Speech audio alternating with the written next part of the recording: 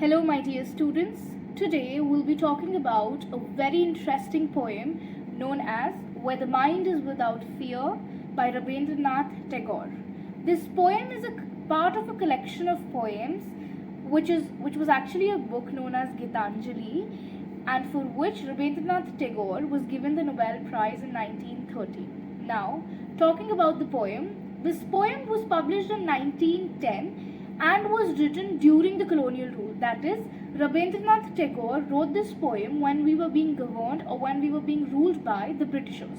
So we can imagine the mindset with which he must have written this poem. That is, he living on his own land, he living in his own country, yet not having any control over his actions, his thoughts, and even taking decisions for that matter. It was because when you look at it, just imagine you living in your own house yet not having access to do anything as per your own will. That is the emotion, that is the sentiment which all the Indians during the colonial rule must be carrying. So Mr. Tagore talks about how, in the poem, he talks about how he dreams, he longs, or rather he desires for a nation which is free from this colonial rule, which has freedom not just from the Britishers, but freedom of thought, freedom of expression, and even freedom of action. And when we read further in the poem, he also talks about how it is high time that we have been living like slaves, we have been living like not having any control over our own life. He desires that a time should come and our nation should become such that all of us live with pride and dignity, and whatever human boundaries that we have created, whatever discrimination that we have created between each other must come to an end. The discrimination or the boundaries could be based on religion, caste, and whatnot, right? And then with this message, he basically promotes that he really wishes to have a nation where there is a lot of unity and brotherhood. And as we move further in the poem, he talks about how when we are a free nation, all of us will be able to use our potential to the fullest. And when we use our potential to the fullest and work hard, that is the time where we'll be able to, evolve as a nation, and we'll definitely be able to make this world a better place.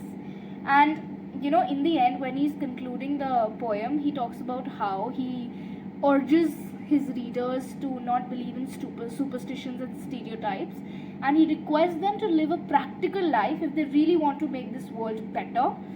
And he, with a heavy heart and with all his desires in his heart, he just gives it all to God.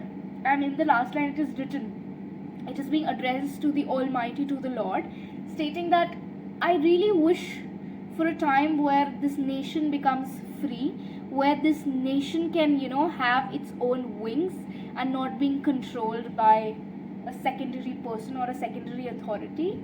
So yeah, that is what this poem was about, talking about a free nation, talking about unity, talking about working hard to make this world a better place, and in the end, putting away all his worries, all his stress into the hands of the Almighty.